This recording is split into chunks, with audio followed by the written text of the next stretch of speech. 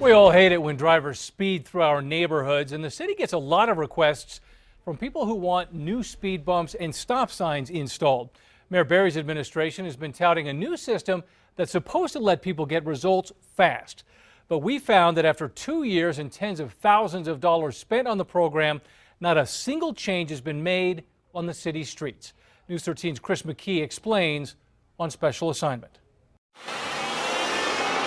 Something needs to be done. Somebody's going to lose a life. Phil Candelaria has had enough. It's a drag race. It's like a drag race from here all the way to Sage. For the last decade, Phil says he's watched too many drivers blowing through his Westgate neighborhood near 98th and Gibson and Truman Middle School, where a lot of kids walk every day. Our cameras even caught a leadfoot zipping by in the background of our interview. They need to have some sort of speed control. There goes another one right there.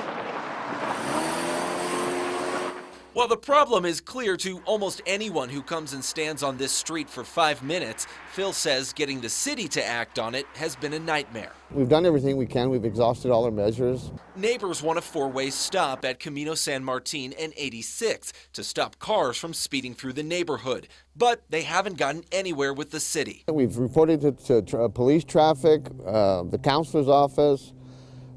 What's next? The mayor? I don't know. Do I have to get an act from the governor to put it in? He shouldn't. That's because 2 years ago, under Mayor Richard Barry, the city of Albuquerque revamped its plan to address neighborhood speeding with the Neighborhood Traffic Management Program. Along with the new set of rules, there are also around 40 different traffic calming options for neighborhoods. They still include standard speed bumps and stop signs, but the city also wants to move towards alternatives, like these roadway zigzags called chicanes, intersection islands, and traffic circles, all considerably more expensive ideas. Melissa Lozoya is the acting director of the city's Department of Municipal Development, which oversees the program. 2 years later, how is this program going? I think it's going well. Since 2015, the city says 200 neighborhood requests for traffic calming projects have come in, but that has been whittled down to about 29 after cutting out duplicate complaints, requests for non-residential streets, and other requests the city has disqualified for a variety of reasons. Lozoya says the city spent a lot of time just organizing the requests. We've been working closely with council to discuss the requests that have come in, how we want to prioritize them, fund them.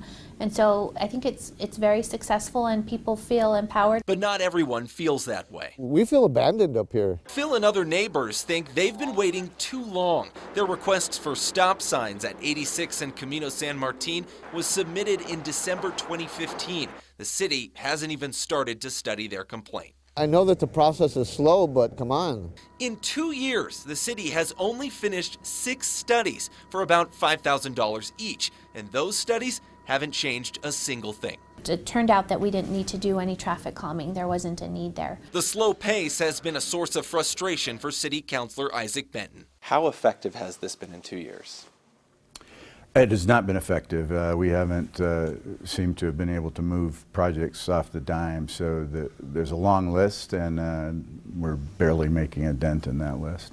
30 traffic calming requests have come in from Benton's downtown and North Valley neighborhoods. Only one of them is being studied now. Nearly all of the rest have been denied without a study. This particular process seems to be very frustratingly slow moving. It's frustrating for City Councilor Clarissa Pena, too.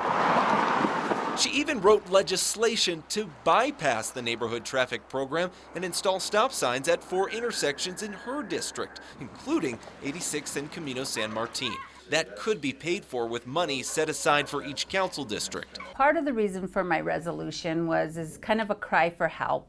So what's the holdup? Pena thinks it's partly a lack of funding. There's only $200,000 for both studies and construction on these traffic calming requests. I definitely do not want to mislead my constituents and have them go through a process, and at the end of the day, I have to say, well, we don't have the dollars to do it. Benton thinks the program has also been understaffed. The city now has 1 full-time staffer and part-time help for the entire program. Anytime we give people the idea that they're going to get quick action on a request and then we're unable to respond, that doesn't reflect well on government. Municipal Development Director Melissa Lozoya told us the city doesn't want to waste all of its money on studies. She also claims things will speed up now. What do you say to people who feel like this process is taking too long? I would say that now that we've come to our prioritization and how we're kind of looking at each application and making sure that it is eligible to move forward, I think now you're going to see a lot of these requests move through the process quickly. Lozoya even says the study of traffic at Camino San Martin and 86th is now a priority. But for some neighbors like Phil, they'll believe it when they see it. The stuffed shirts need to get out here, sit over here in one of their cars, and just watch. On special assignment, Chris McKee, KRQE News 13. Now, you may have heard of traffic calming projects around town like the traffic circles and new medians on Silver by UNM, but those were not part of the neighborhood request program. Open our KRQE News app now, where we have posted a full list of every neighborhood traffic request.